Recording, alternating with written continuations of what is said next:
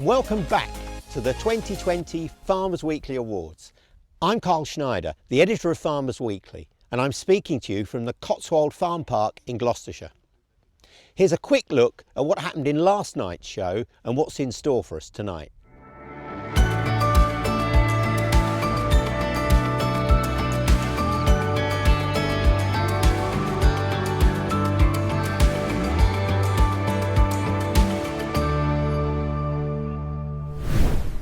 Last night we kicked things off in grand fashion by presenting the Lifetime Achievement Award to His Royal Highness the Prince of Wales. The Agriculture Student of the Year, Arable Advisor and Arable Farmer were all announced. And we introduced you to our A to Z of Farming 2020. Tonight we'll crown a further 4 winners for Beef Farmer, Dairy Farmer, Contractor and Diversification Farmer of the Year.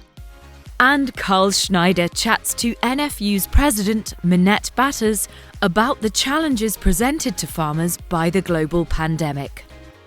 Don't go anywhere. Good luck to everybody at the Farmers Weekly Awards. It is a little bit different, but it's there for us to celebrate the amazing people we have in British agriculture. Congratulations to the finalists in this year's Farmers Weekly Awards. It's been a huge achievement getting this far, so the very best of luck to you all. Best wishes to the finalists in this year's Farmers Weekly Awards. A massive congratulations for being one of the finalists in this year's awards, and good luck tonight. Congratulations to all of the Farmers Weekly finalists. You really are true ambassadors for our great industry. A massive well done to all you amazing farmers who've made the Farmers Weekly Award shortlist. And a huge high five to all of you who get to take home one of those yellow gongs. So to start tonight's show, I have with me Minette Batters, President of the NFU. Minette, welcome. 2020, a year like no other. What are your thoughts looking back? Just incredible, Karl. Who would have believed it? Another shocking winter. It rained throughout. COVID, full lockdown by the 23rd of March. And then it just felt like a massive baptism of fire. You know, it was a story of two halves. Those farmers and growers supplying out of home, growers into garden centres, they lost their market, perishable product. We can't furlough our workers, we can't furlough our livestock. It was very, very challenging.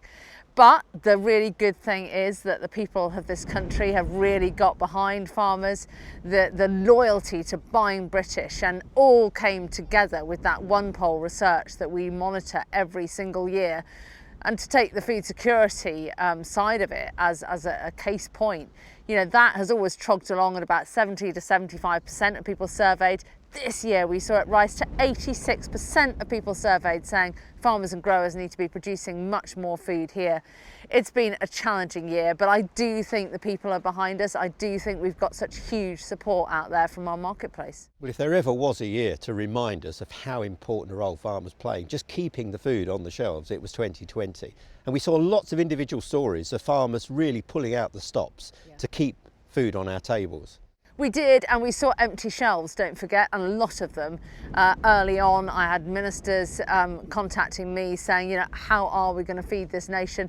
You know, farmers weren't the NHS workers, they weren't the heroes, but they were the key workers, and it really resonated across government, across society, how important feeding a nation is, especially an island nation. And for the NFU, working under lockdown conditions often, what do you have to do to keep the wheels turning? It was so strange. We were all working, members of staff at their kitchen tables, in their offices, in their kids' bedrooms. I felt like I've been trapped in my office sort of 24/7 really. And yet we've worked so hard. You know, we had a campaign, we had 1 million people backing our petition. We've done the day job. I'm so proud of the team at the NFU, you know, making sure that our members have everything that they need. That was my focus, making sure that they've got access to all that they need and that we're doing the job that we're there to do on their behalf. I thought that petition was a real high point, and it was so encouraging that we got so much support for farmers there. It was amazing, and it had, you know, environmental NGOs, the best chefs in the land, you know, Jamie Oliver, Delia Smith, Raymond Blanc, all coming to the fore. vets, animal welfare experts. Never have we seen a coalition like it, and all coming in behind farmers. It was amazing. And do you think that that support for British farming and some of the changes in behaviour in the way people are eating, do you think some of that will continue into 2021? Definitely. I mean, you know, what we heard in the beginning was mince was just flying off the shelves. So chillers were filling up and up and up with steaks and joints. Now when I speak to retail, they say people are actually bored of what they were eating at home. They're experimenting now. They're eating at home how they would out of home. So Aldi said to me the other day, we've never seen lamb sales like it. They're literally going like this. Well, that is great, and let's hope we can build on it and really build back, Karl, to more of a local agenda, an added value local agenda, valuing the food that we eat.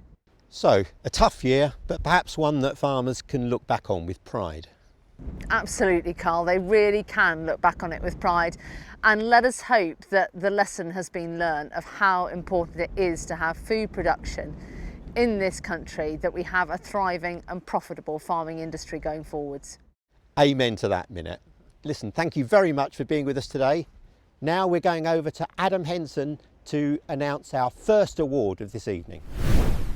Thanks, Karl. First up this evening is the award for Beef Farmer of the Year, sponsored by ABP. And here are the finalists. From Cheverton Farm on the Isle of Wight, we have Andrew Hodgson. Andrew and his family are building a high-quality farm-to-fork beef business under the Isle of Wight Beef Company brand. They've added value to carcasses by building a diverse list of customers who require different cuts and the addition of Himalayan rock salt to the cold store, allowing meat to be dry-aged. From Mobley Angus in Cheshire, we have Ian Norbury. Ian is focusing on improving the rate of return he gets from his Aberdeen Angus herd by maximising the use of homegrown feed. Improvements to grassland have helped him trim 30p a kilo from his production costs and seen some animals reach a finished weight and fat class from forage alone. And finally, from Enford Farm in Wiltshire, James Waite. James runs a suckler herd over 15 miles of the Wiltshire Plains on land he shares with the armed forces.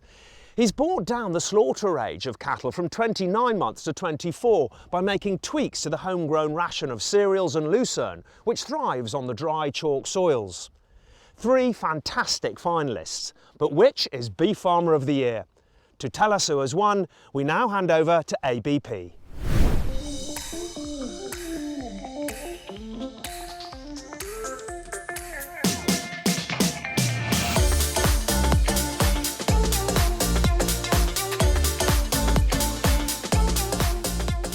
Hello, my name's Richard Phelps. I'm ABP's Agriculture Director for the UK. ABP are delighted to be working with more than 14,000 farmers up and down the UK, and sponsoring the Beef Farmer of the Year award is a privilege for us. I'm delighted to announce that this year's winner of the Beef Farmer of the Year award is James Waite from Enford Farm. James's focus on profitable beef production, alongside enhancing the grassland habitat for rare plants and animals, won plaudits from the judges. He is showcasing a positive story of how cattle can have a beneficial impact in an ecosystem that will enhance the value of his product with discerning consumers. Thank you to our sponsor ABP, and congratulations, James Waite. Our next award is for Contractor of the Year, proudly sponsored by Tama UK. First up, from M. Metcalfe and Sons, Tunstall in North Yorkshire, we have Martin, Wilf and Charles Metcalfe. The Metcalfe family has a keen eye for alternative services that dovetail neatly with the main agricultural business and deliver strong, stable profits, helping to eke maximum value from their machinery, technology and staffing investments. From Tom Durham Agricultural Contractors, Poole in Wharfdale in Yorkshire, Tom Durham. Tom's positive can-do attitude and exceptionally high work standards have been central to his meteoric rise in becoming one of Yorkshire's most sought-after farm contractors. He continues to invest in a brave but calculated fashion and has been rewarded with a flourishing business. From P. Russon and Sons, Burton in Lincolnshire, we have Tim Russon. Tim's fastidious planning and meticulous costings have formed a big and ruthlessly efficient business. A pragmatic approach to staff management, training and health and safety provides a great benchmark to which other contractors should aspire. To tell us which of these is Contractor of the Year, we hand over to Warren Tatton from Tama UK.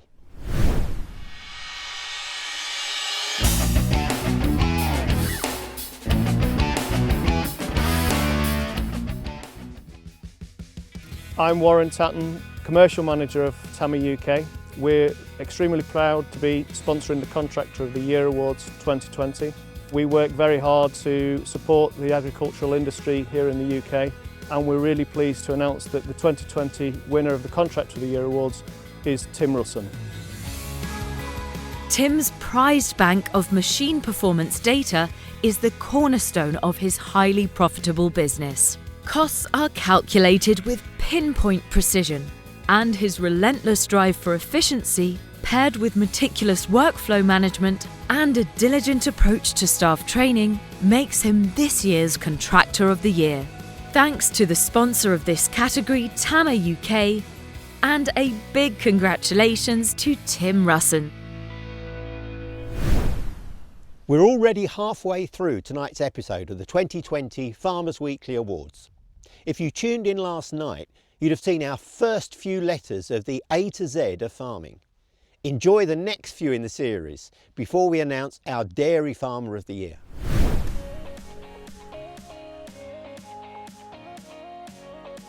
A to Z of Farming 2020. G. Going, gone. Sale cancellations and restrictions see livestock and machinery auctions heading online. H for harvest. Rain makes combining a stop-start affair, and yields are down after tricky establishment in the winter deluge. Scottish farmers enjoy the best season with a record year for spring barley. I is for icons. Famous faces back British farming. Jamie Oliver gets behind the NFU's food standards petition, and His Royal Highness the Prince of Wales urges the public to pick for Britain. Meanwhile, top rugby ref Nigel Owens fulfills his ambition to run a herd of Herefords, and industry newbie Jeremy Clarkson admits to a few farming faux pas. J is for joy. From cow race commentary at Turnout and top tunes from the Somerset crooner to hilarious lockdown haircuts, farmers go all out to lift community spirits. K is for knowledge. Ag students keep on learning as colleges blend online classes with smaller face-to-face ones, and freshers get treated to a bubble village. And in autumn, Cumbria young farmers seize the opportunity to stage a tractor run to keep the learning alive at Newton Rigg College. L is for Lucy Dickinson. 23-year-old Cumbrian lass Lucy scoops Farmer's Apprentice 2020 and £10,000 to spend on her farming future, thanks to her level-headedness and hard graft through a week-long on-farm boot camp in the Scottish borders. Join us again tomorrow as we continue with the next 4 letters in the series. Right, it's now time to name the Dairy Farmer of the Year, sponsored by Phibro Animal Health Corporation. Here are the contenders. From Southwood Common Farm, Evercreech in Somerset, is Katrina Dunford. Katrina had little experience of dairy farming when she took on the management of 2 dairy farms in difficult circumstances, but she rose to the challenge and is successfully producing milk from a herd of spring calving cows. From Northlees Farm, Highworth in Wiltshire, we have Robert Mallet. Robert is getting excellent results from running a high-yielding Holstein herd on a grazing system through excellent grassland management and targeted concentrate supplementation. Robert's aim is to get as much milk as possible from as few cows as possible. And from Newman's Farm, Sturminster in Dorset, we have Max Tite. Max has kept his herd of high-yielding Holsteins profitable in periods of milk price volatility by producing more than half of their milk yield from high-quality homegrown silage and maize. he applies excellent attention to detail to forage management and cow health. Who is this year's Dairy Farmer of the Year? Over to Navaratnam Partheeban of Phibro Animal Health Corporation to announce the winner.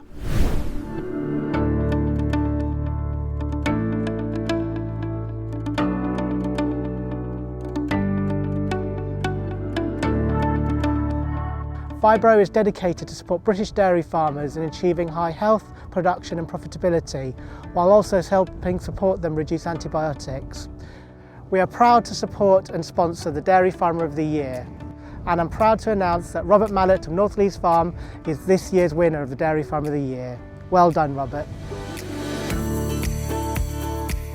Robert, alongside his son David, have built a highly efficient herd of cows, with incredible attention to detail in all aspects of herd and grass management.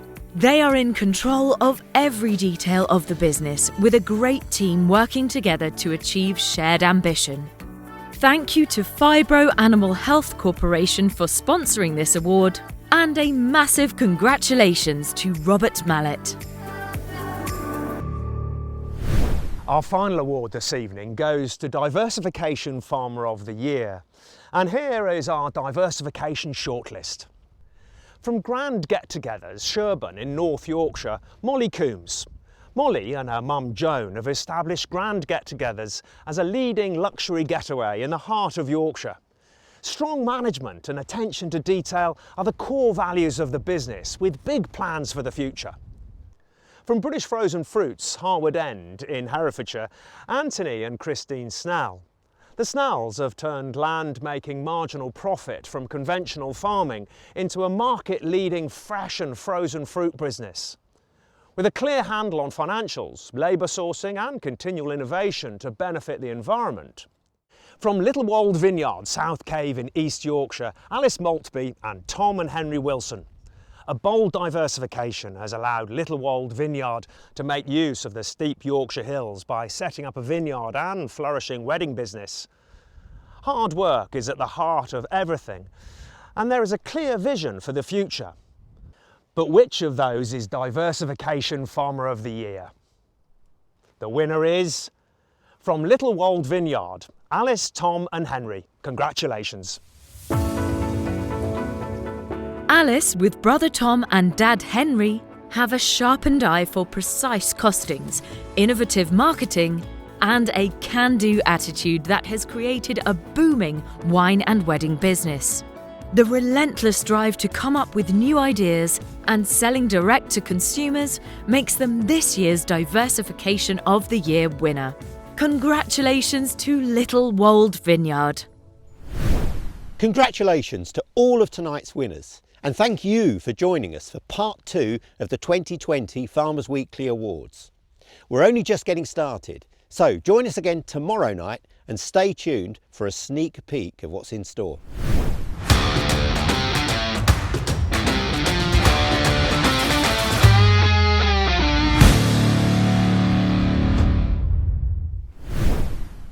In episode 3 of the 2020 Farmers Weekly Awards show tomorrow night, we take a look at our awareness campaign that highlighted to the public how farmers are working tirelessly to produce the food we all need to live and stay healthy, as they continue to feed the nation throughout the pandemic.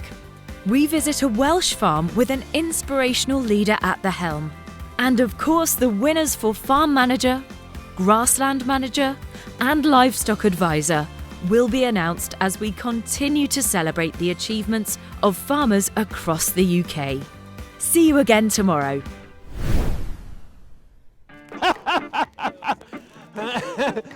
Okay, here we go. Sorry. So tonight... And the addition of Helimic... Oh,